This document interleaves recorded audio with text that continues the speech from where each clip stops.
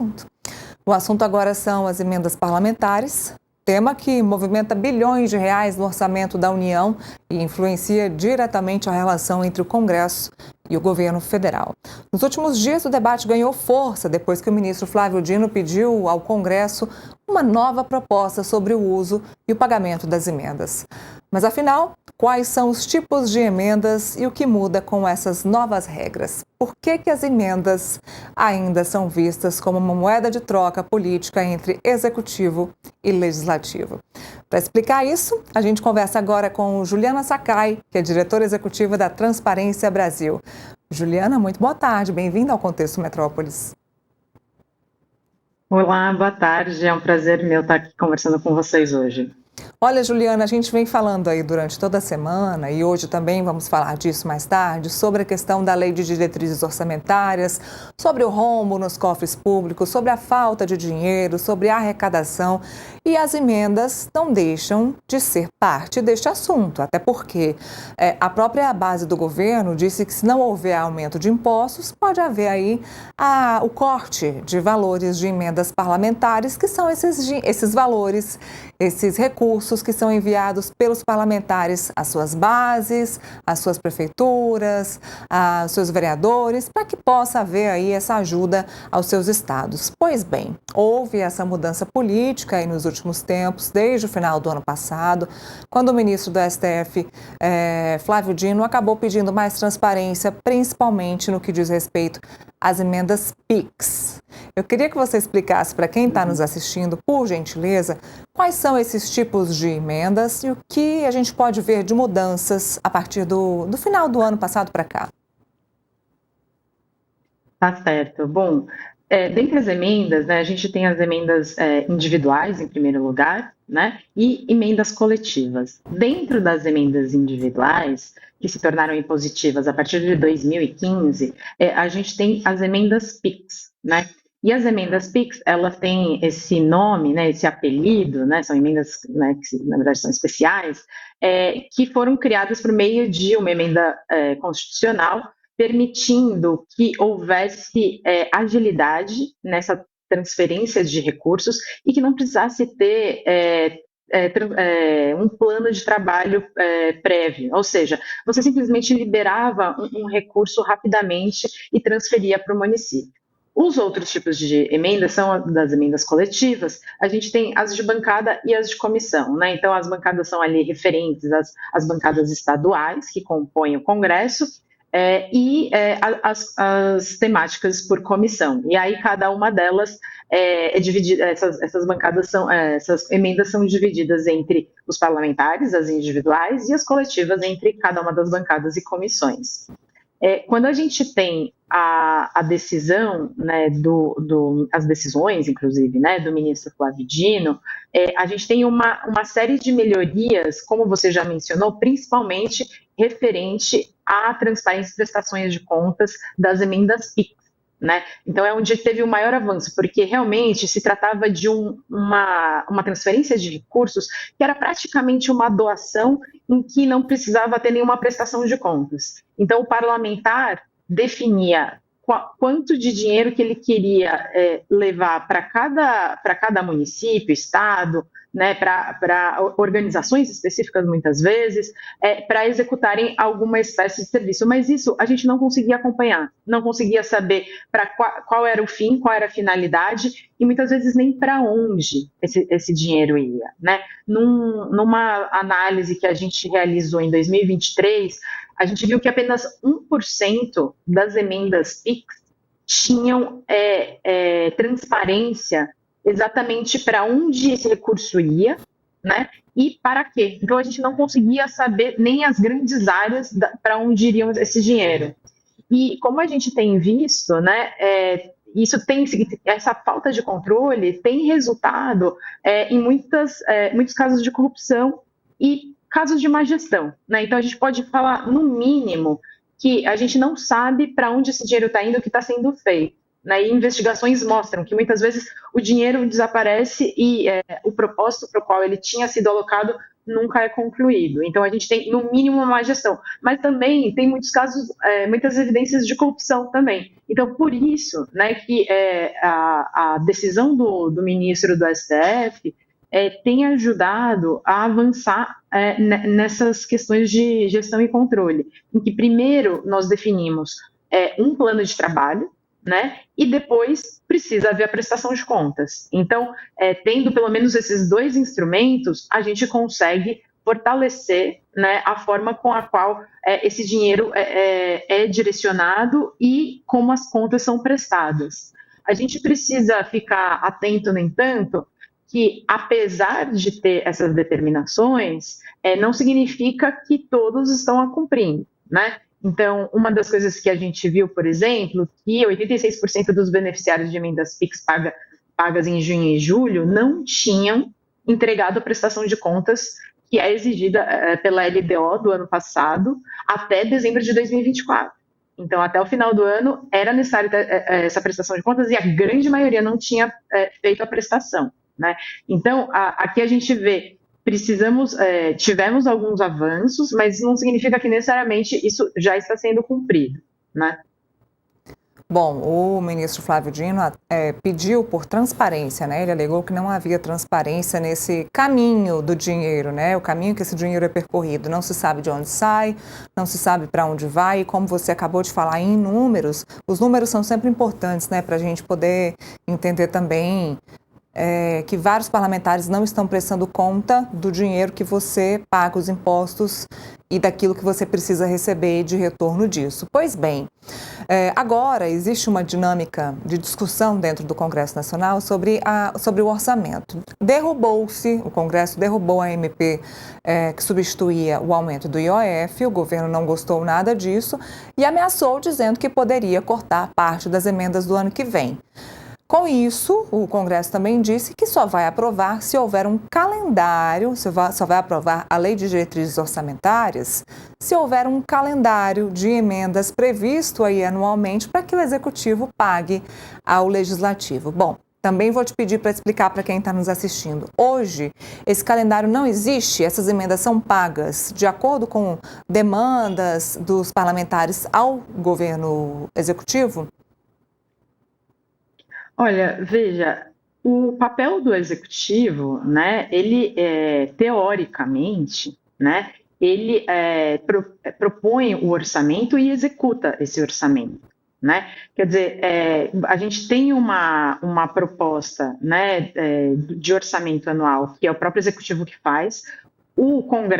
Ao Congresso cabe fazer emendas a esse orçamento, melhorar esse orçamento, e aí temos uma aprovação. A partir disso, cabe ao Executivo executar esse orçamento. Então, um papel que é muito importante do Executivo, né, um poder que ele tem, é sobre a execução orçamentária. A gente tem, como eu já disse anteriormente, que desde 2015, uma boa parte das emendas passou a ser impositiva. Isso significa o quê? Antigamente, as emendas elas não eram obrigatórias, elas poderiam ser ou não pagas, como ainda acontece com parte das emendas. Então, a gente aprova isso no orçamento, mas não necessariamente isso vai ser pago. Quando a gente está falando sobre a execução, esse é um poder que cabe justamente ao executivo, né? Então, se no início o Congresso conseguiu obrigar o executivo a cumprir, que seja efetivamente executada uma parte dessas emendas, diminuindo o poder de barganha que o executivo tem com o Congresso para negociação de aprovação de uma série de medidas, como, né, as medidas fiscais, por exemplo, agora eles estão querendo impor até o calendário desses pagamentos. Por quê? Porque a gente tem eleições no ano que vem, né? E aí, o que acontece? O executivo pode usar do seu poder para pagar mais para o final do ano, depois das eleições. E aí, os parlamentares não teriam do benefício eleitoral que a gente tem visto que as emendas representam para os parlamentares e seus prefeitos aliados, né? Então, veja, se eu tenho um calendário definido, o executivo perde, então, o seu poder de negociar com o Congresso na aprovação das matérias do seu interesse e se torna cada vez mais fraco, né, deixando que essa regra seja prioritariamente definida e que ele seja obrigado a cumprir quando bem entender. E aumenta ainda mais, né, o seu poder ali, o efeito que gastar esses recursos, né, antes das eleições representaria para a sua base eleitoral, tá certo? Então, assim, isso significa realmente, né, significaria uma grande tomada de poder por parte do Congresso, que hoje já né, tem aí mais de 1/4 do orçamento livre da União como emendas com poder quase discricionário, né, de poder distribuir para onde o dinheiro vai e sem ter o ônus de ter que justificar ou prestar contas a respeito desses recursos. A gente pode dizer que esse valor aí de 1/4 do orçamento, ele é absurdo ou ele é de fato necessário? Olha, o orçamento, né, nesse valor, assim, da gente ter 1/4 do orçamento no poder do legislativo, né, é um parâmetro pouco comum dentre países avançados em governanças, em grandes democracias no mundo, né? Então, se a gente tem um poder que é o executivo, que ele é responsável por fazer o orçamento e executar o orçamento, a gente tem, por outro lado, um poder que é o legislativo, que é responsável por fiscalizar a implementação desse orçamento. Se a gente passa a mudar a ordem das coisas, em que o legislativo se apodera cada vez mais desse orçamento, ele passa a ter cada vez menos interesse para justamente fiscalizar, porque ele não vai querer fiscalizar. É porque ele está ditando para onde vai ser aplicado esse dinheiro. Então, a gente tem aqui, né, uma mudança na distribuição dos poderes, né, da República, que pode ser muito perniciosa, né? Uma coisa é o papel do Legislativo em ajustar algumas questões do orçamento, dizendo, olha, aqui acho que deveria ter determinada ação por determinados motivos. A outra é o que está sendo feito hoje, que é dar um cheque em branco na mão de parlamentares que não precisa se responsabilizar sobre como essas emendas vão ou não vão ser aplicadas, né?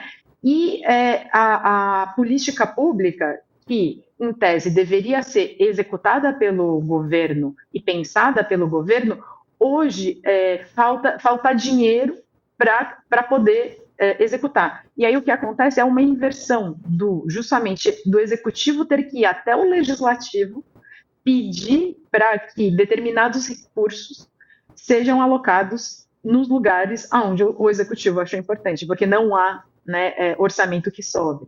Então, veja, isso cria, né, uma mudança no mecanismo de negociação e uma inversão na lógica de como o poder deveria ser distribuído. Então, o legislativo passa de emendar, mas ele passa ativamente a ter o poder de distribuir cheques. E faz com que o executivo, tanto federal quanto subnacional, tenha que passar o pires, né, para que seja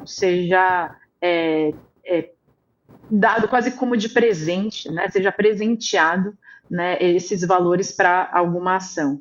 Mas pense, se a gente tem, né, determinada política de saúde, por exemplo, né, e a gente precisa executar uma série de gastos que são recorrentes, que são fixos, né?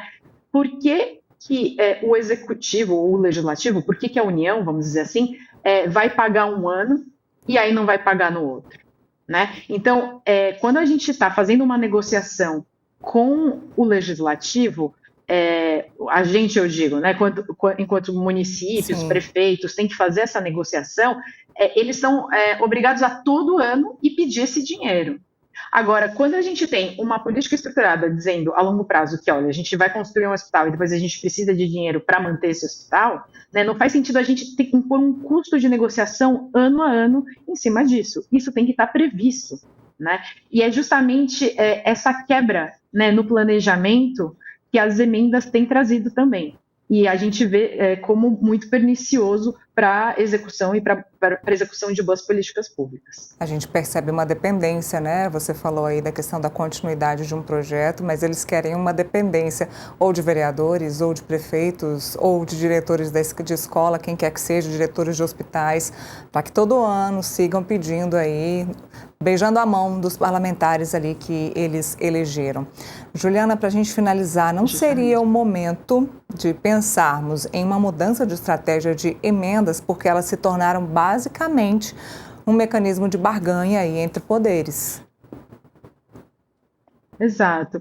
Olha, a gente tem dentro da política, né, a gente entende que os elementos que estão dispostos no jogo podem ser usados como barganha. A barganha, ela não é em si um problema. O problema é como que essa barganha gera resultados, e os resultados na política e na distribuição dos poderes, né? Então, quer dizer, de que forma esse resultado sobre como as emendas estão sendo pagas e o poder está se dividindo, acaba resultando para a execução das políticas. Então, assim, se a gente tem uma piora do gasto público, né, a partir de um aumento desproporcional, né, do poder do Congresso em direcionar livremente esses valores, a gente deveria rever enquanto, né, sociedade, né, junto com os poderes, para que haja uma melhoria do gasto público. Então, a gente precisa, né, ter um orçamento melhor, né, e isso significa, de forma geral, né, não simplesmente em relação às emendas, mas de forma geral, um orçamento melhor estruturado para que a gente consiga ganhar, né, os valores e as metas vinculadas a esses valores na execução das políticas públicas, né? Hoje, as emendas trazem um problema muito grande de transparência e rastreabilidade ainda, e de planejamento. Agora, a gente precisa, sim, melhorar de forma ampla a forma com que o orçamento é elaborado, executado, né, para que isso resulte em melhorias da nossa execução orçamentária, do dinheiro público, do gasto público que o contribuinte, né, paga, mas também precisa receber. Juliana, obrigada. Obrigada pelas explicações aqui para a gente, para a nossa audiência. Assunto importantíssimo para quem está em casa entender como é que funciona esse dinheiro que é seu também e está sendo distribuído aí pelos parlamentares. Obrigada, até a próxima. É um prazer, até mais.